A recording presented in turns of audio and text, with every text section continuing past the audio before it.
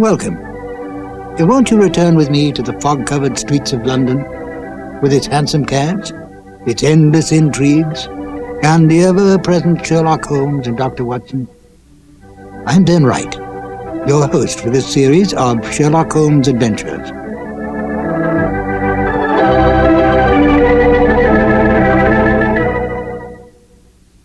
Dennis Green and Anthony Boucher hit upon a brilliant idea for the Demon Barber when they decided to combine the famous Sweeney Todd story with Sherlock Holmes' ability for acting in disguise. Sir Arthur Conan Doyle has often described how Holmes would use a disguise and assume a character in order to obtain relevant information for a case on which he was working. A perfect example of this can be found in A Scandal in Bohemia. It was also a known fact that Basil Rathbone loved to portray various characters on the Sherlock Holmes radio show other than the famous detective. And in The Demon Barber, Green and Boucher took advantage of this with great delight, as you will hear in a moment. Both The Demon Barber and The Headless Monk deal with the elusive world of fantasy and murder. In The Demon Barber, is Mark Humphreys really living life as a murderer, or is it all in the mind of a man near the edge of a total breakdown? Holmes, with Dr. Watson's help, must find this out at all costs. Now, in The Headless Monk, is the monk a real apparition bringing death, or is it all a fantasy? Holmes and Watson find the answer, of course, but at a terrible cost to those around them. By the way, you'll find Inspector Gregson brought in to the case of the Demon Barber. Gregson is one of the few Scotland Yard detectives who believed in the remarkable abilities of Sherlock Holmes. And now, Basil Rathbone as Sherlock Holmes and Nigel Bruce as Dr. Watson in The Demon Barber. Petri Wine brings you Basil Rathbone and Nigel Bruce in the new Adventures of Sherlock Holmes.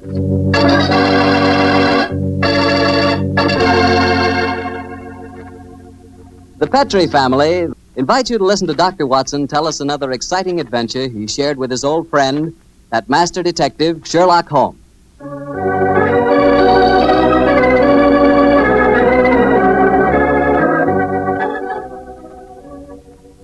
And now I'm sure our good friend Dr. Watson's waiting for us. Let's go enjoy. Oh, there you are, Mr. Bartell. Good evening, Doctor. All alone tonight, huh? Yes, my boy, if you can call a man alone when he's got his pipe, his books, and a glass of good port at his elbow. Take your coat off. You're full of enjoyment. Thanks, Doctor. Help yourself to the port. There's some rather special tobacco in the jar over there. Fine. And now, Doctor, are you ready to tell us tonight's new Sherlock Holmes adventure? I am, Mr. Bartell, and I think you'll find it a most unusual story. It began on a winter's night in 1896. Holmes and I had gone to a theatre in the East End of London to see a performance of a famous old English melodrama called Sweeney Todd, the Demon Barber of Fleet Street. That's a good bloodthirsty title, Doctor. The Demon Barber. He sounds as though he specialized in close shaves. Good gracious me, Mr. Bartell, that's almost unforgivable. He was a murderer of voracious appetite who placed his victims in a specially constructed barber's chair, cut their throats, and then pressed a lever that would swing the chair over and decamp the unfortunate victim into a horrible cellar beneath his shop. This is only a stage play you're talking about, Doctor. As my story begins, we were seated in a private box watching one of the closing scenes. Holmes was leaning forward in his chair, following the action on the stage with an obvious delight, while I sat beside him equally engrossed. An actor by the name of Mark Humphreys was playing the part of Sweeney Todd, and no one could deny that he was playing it up. Where are you going, Tobias? To the nearest magistrate, Sweeney Todd, to denounce you as a fiendish, cruel, cold-blooded murderer. You have pronounced your doom. Into the chair with you, and over and down into the depths below. Ha, ha, ha, there. Say, whence comes this apparition? 'Tis the ghost of another customer of mine. The yawning grave yields up his ghastly inmates to prove me guilt. Blood! We'll have blood! See, he is there.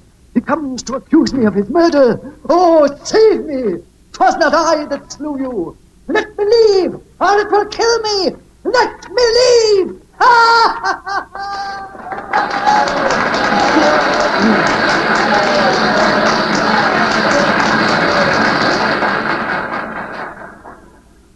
Well, upon my soul, Holmes, that fellow Mark Humphreys is the most florid actor that I've ever seen on a stage. I find him enchanting, Watson. It seems to me he's really caught the flavor of this murderous monster piece. After all, a restrained performance of the Barber Sweeney Todd would be unthinkable. Yes, I suppose it would. But I must say his makeup seems rather overdone. No barber would wear such an enormous beard. It would be most impractical. Probably get in the customers' faces. By the way, I noticed from the program that Mark Humphreys, as well as being the principal actor, is also the owner of the company. Yes, the current trend toward the actor-manager is a very healthy sign, I think. Come in. Excuse me, but is one of you gentlemen Mr. Sherlock Holmes? Yes, I am. Oh, I was asked to give you this note. Thank you. Now, who on earth knows that you're at the theatre, Holmes? We'll soon find out. Ah, this note is from Mark Humphreys, our actor-manager. What's it say? Dear Mr. Holmes, I recognize you in your box. Please come to my dressing room after the performance. My sanity, and even the safety of London, perhaps, depends on your compliance. Oh, my sanity and the safety of London. I wonder what on earth he means. That, my dear fellow, we can only discover by going backstage to meet him. As it is, the curtain's going up in the last scene I see. For a little longer, we must possess our souls in patience.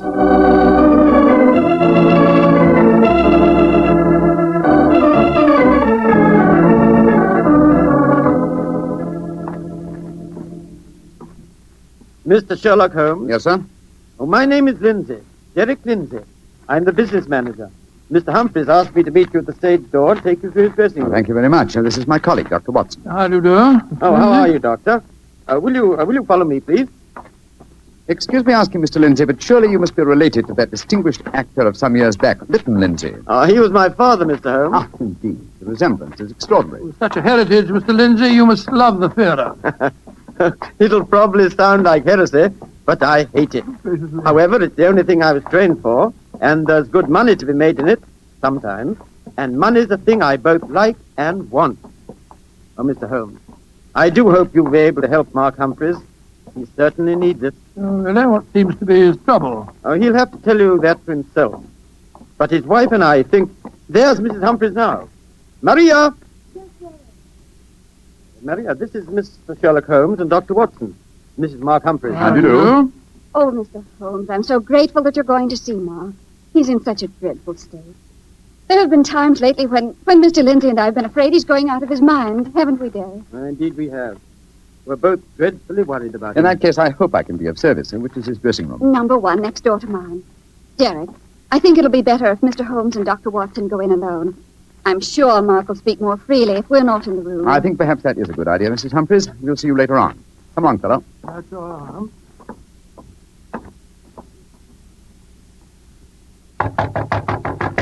Come in, come in. Thank heaven you're here. Close the door. Mr. Humphreys, this is Dr. Watson. Watson, eh? Yes, I know of you too. How do you do, sir? Sit down, won't you, gentlemen? You're wondering why I asked you to come back and see me, of course. Naturally, sir. Well, I won't beat about the bush and waste your time. I come straight to the point. I'm going mad. Oh, come. I know, it come, sounds come. fantastic, but it's true. I've often heard of actors beginning to live their parts off the stage. They play on it. Well, it's happening to me. I'm turning into another Sweeney Todd. The character I'm portraying on the Are you stage. suggesting, sir, that you're a potential murderer? Yes, I am. What reason do you have for holding that belief? Reason? Listen to this. 3 times in the past week, I've wakened in the morning to find my boots covered with mud and my razor stained with blood. God, You've had no recollection of any untoward events during the night? None. have you ever been addicted to the unfortunate habit of sleepwalking, sir? Not to my knowledge, Doctor. And if I had been, surely my wife would have told me about Your it. wife?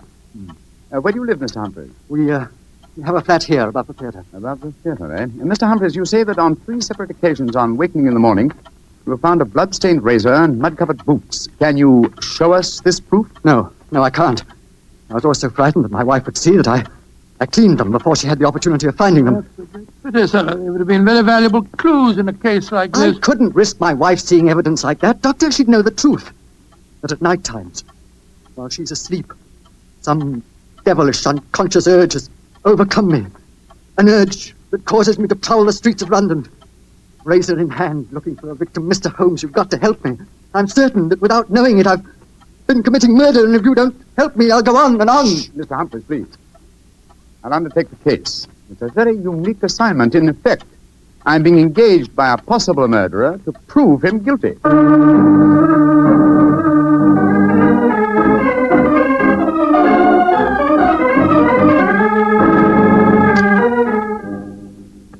Well, Mr. Holmes, I've been through all the records we have here at Scotland What have Yard. you found, Inspector Gregson? In the last 2 months, we haven't had one case of an unsolved killing with a razor. Any mysterious disappearances, Inspector? Oh, bless your heart, Doctor, there's never a day that passes without one or two of them.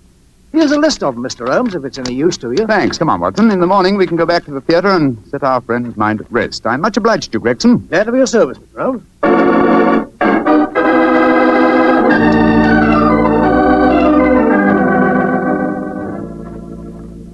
We examined the homicide records at Scotland Yard after leaving you last night, Mr. Humphreys. There have been no unsolved razor murders in London during the past fortnight. And therefore I think you may rest easy on that score, sir. But it proves nothing.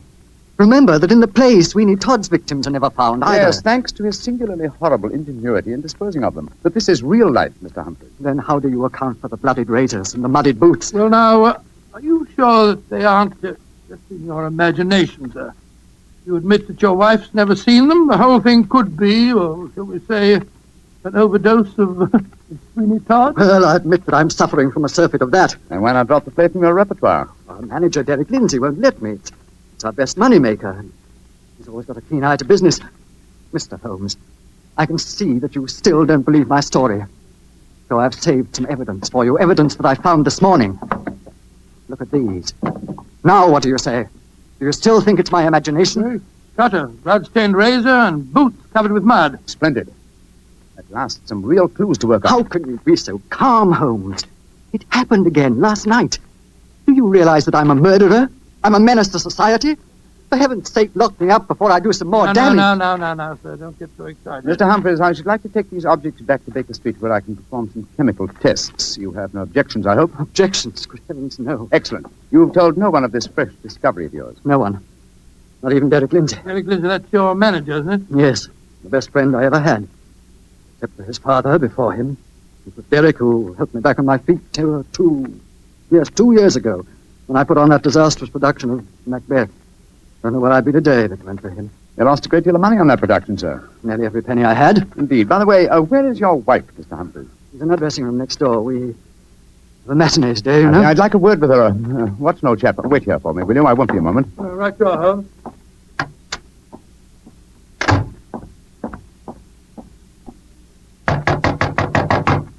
Who is it? Sherlock Holmes.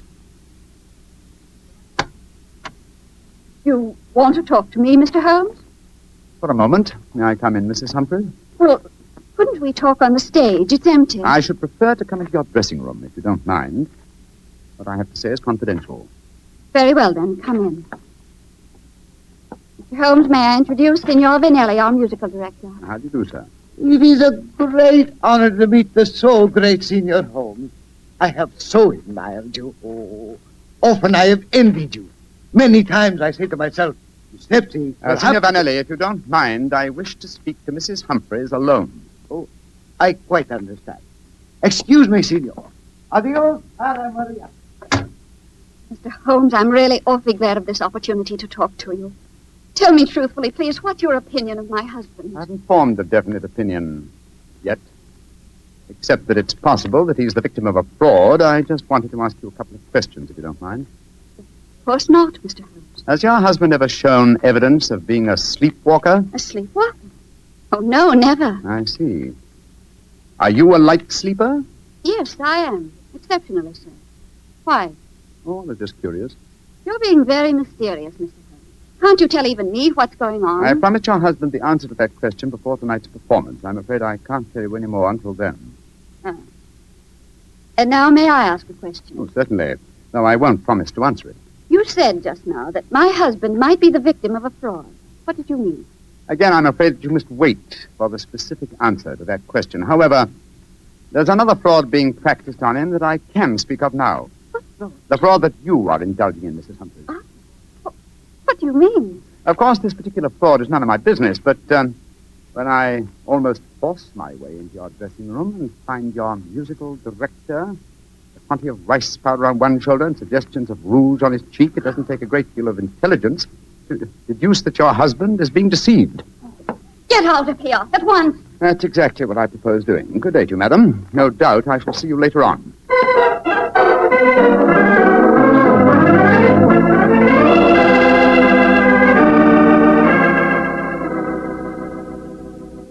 Well, Holmes, what does the microscope tell you about the mud on the boots and the blood stains on the razor? Drawn a blank on the mud, old chap. Extremely common type that is found in most parts of London. And the blood? I'm examining that now. This is as strange a case as ever I remember, Holmes. Here you are trying to prove a man innocent when he insists that he's guilty. By George, Watson! Here's the answer. What? This blood is definitely not human blood. It's probably canine.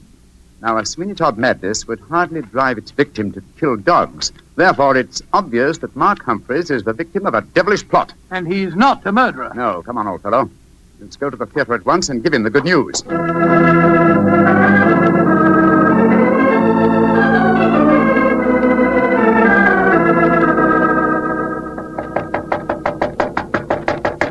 Why doesn't he answer? 3/4 of an hour before the curtain time. Oh, it must be in his dressing room. I'll knock again.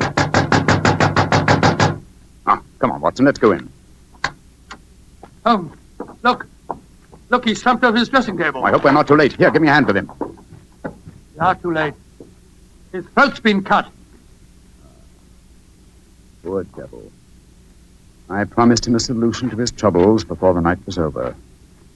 Little did I think that the solution would be death.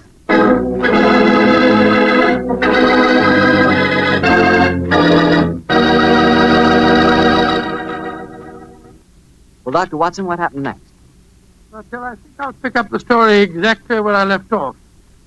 Holmes and I were standing in Mark Humphrey's dressing room, looking with horror at the slashed throat of the actor-manager.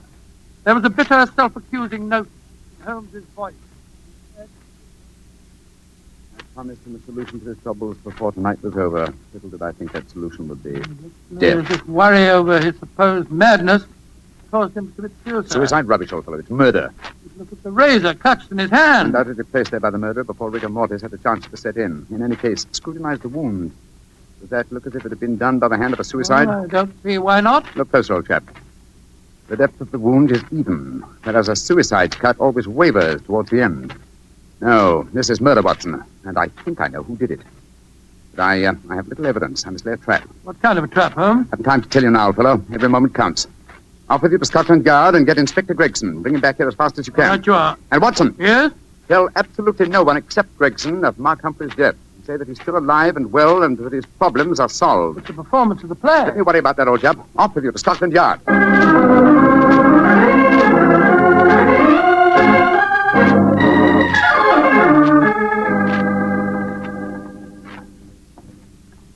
I'm sorry it took so long to find me, Dr. Watson. I was out on another case, you see. No, that's all right, Inspector. But the performance, if there is one, must be nearly over by now. Here's the stage door, sir. Yes, here we are.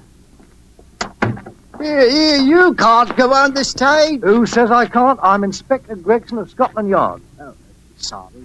Performance is going on. I wonder who the devil's playing Sweeney Todd. Come along. Let's stand here in the wings. Quietly. It is only the wind whistling through this cellar. But this is impossible. There's Mark Humphreys on the stage. I saw him with his throat cut. I don't believe in ghosts, Doctor. Great heavens, it's Holmes. Something like that. Who's this? It's you, Mrs. Barber. Somebody seems to cut your throat. For a pity. No more veal pies. Tell Sweeney Todd who cut your throat. Here he is. He'll cut their throats, too. He'll revenge you while you burn down there in hell, dearie. He'll revenge you.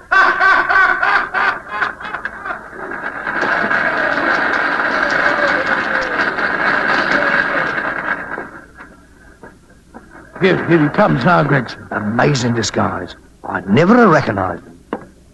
You're both here. Holmes, and what are you up to? Surely that's apparent. I disguised myself as the dead man, hoping to force the murderer's hand. You're running a terrible risk, Mr. Holmes. Part of my profession, Gregson. Shh. Here comes Signor Vanelli, the musical director. My dear fellow, I had to leave the orchestra pit to come and congratulate you.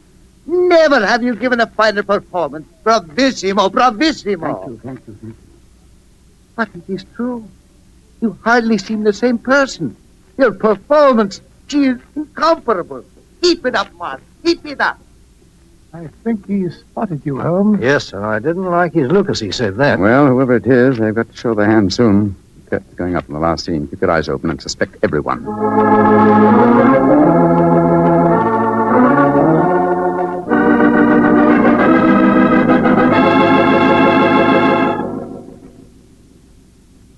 Look, my lord, Judge. He's by your side. Do not whisper. Your ermine robe is stained with blood. Sweeney Todd, what dark deed presses on your conscience? Was a dark, foul deed, but heed not what you hear, Lord Judge, nor what you see. Still the figure sits there. I feared it would come to this. It is useless to deny my guilt. The very dead rise from their settlements to prove Sweeney Todd a murderer.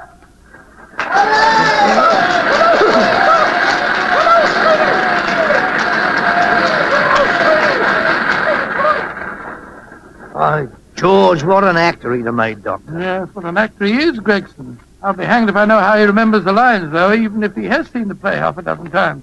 Here he comes now. Bravo, Holmes. You did splendidly. But it didn't work, Watson. It didn't work, confound it. Murderer still hasn't dipped his hand. Have I underestimated him? Looks as if you have, sir. And if you don't mind my saying so, I think you'd have been a lot wiser to let me handle the case as soon as you found his body, instead of going in for all this dressing up stuff. Oh, but of course. Now I see it. Only one person could have killed Mark Humphreys. Who, Holmes? Do as I say, and I'll show you. I'm going to Humphreys' dressing room now, alone. Give me a few moments' start, and then follow me. Out of sight, but within earshot. Dr. Watson, why does Mr. Holmes always have to be so blooming mysterious? Why can't he just say who the murderer is and take us to him? Well, I've been with Mr. Holmes on a great many cases, Gregson, and yet I can't answer that question. Come along. He's got a big enough start now. Let's follow him. I'm very fond of Mr. Holmes, you know, Doctor, and yet there are times when I get so angry with him. He shouldn't risk his life like that. You know Mr. Holmes. He will never change. Well, if he don't, one of these days he's going to wake up and find himself dead. Shh. That's the door. Someone inside with him. You devil, Listen. Humphreys! How many times do I have to kill you? Great Scott, it's Derek Lindsay, the business manager. Come along, Gregson. No, Lindsay! You succeeded in killing Humphreys, but you won't kill me. Grab his arm. Look out for that razor. Here, you. Let go of me! No, you don't. Very neat, Gregson. Are you all right, Holmes? Perfectly, thanks, old chap, though I'm a little tired. Gregson, my dear fellow, will you take over from here? I think I've had enough melodrama for one day.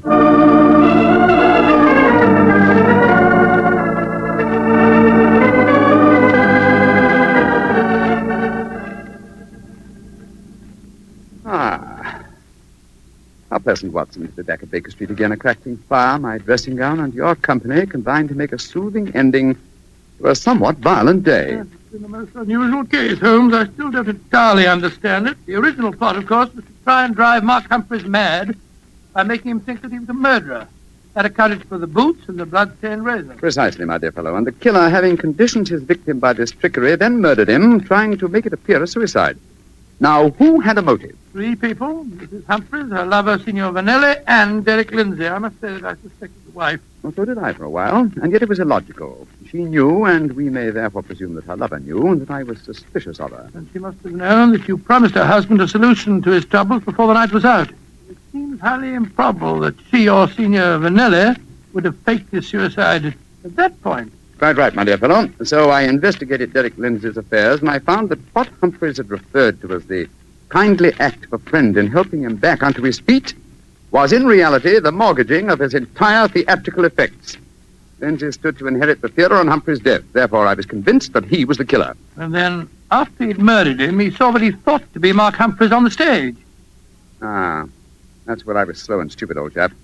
I couldn't imagine what motive gave the cold, clear nerve to suppress all reactions when he saw his supposed victim revived on the stage. Only at that moment did I realize. What was the motive that made him hold his hand? The characteristic that ruled his life, Watson. Avarice.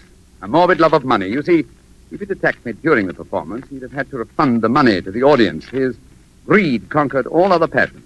It made him wait until the performance was finished before he attempted my life. You know, Holmes, Now that the case is solved, I'll tell you something in confidence. Please do, old fellow. What is At it? the end of the play tonight, I was afraid that you'd made a mistake, that you'd slipped up on the case. Gregson thought so, too. And I, Watson, will tell you something in confidence. Oh, what is it? There were three of us that felt the same way. Well, now you're being modest, no?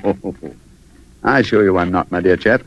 In fact, in the future, if it should strike you that I'm, well, getting a little overconfident of my powers, or perhaps giving less pains to a case than it deserves, kindly whisper Sweeney Todd in my ear, will you? I shall be infinitely obliged to you.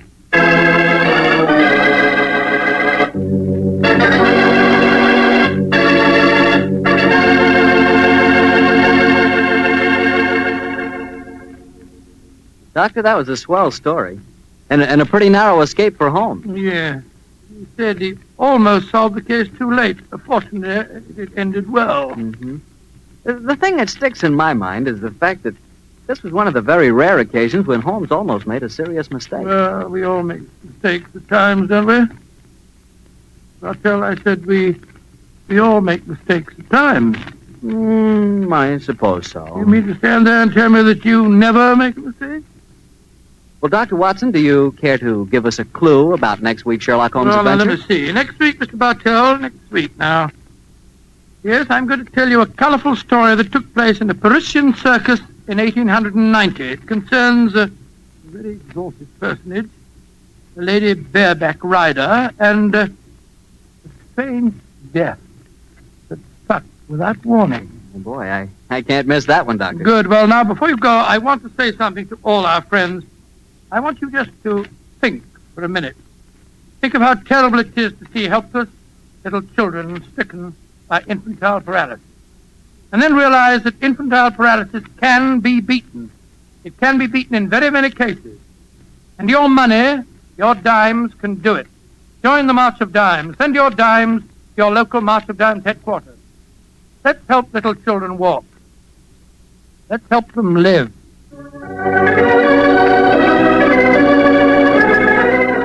Tonight's Sherlock Holmes adventure was written by Dennis Green and Anthony Boucher and was suggested by an incident in this Arthur Conan Doyle story, The Yellow Face. Music is by Dean Fossler. Mr. Rathbone appears through the courtesy of Metro-Goldwyn-Mayer, and Mr. Bruce through the courtesy of Universal Pictures, where they are now starring in the Sherlock Holmes series.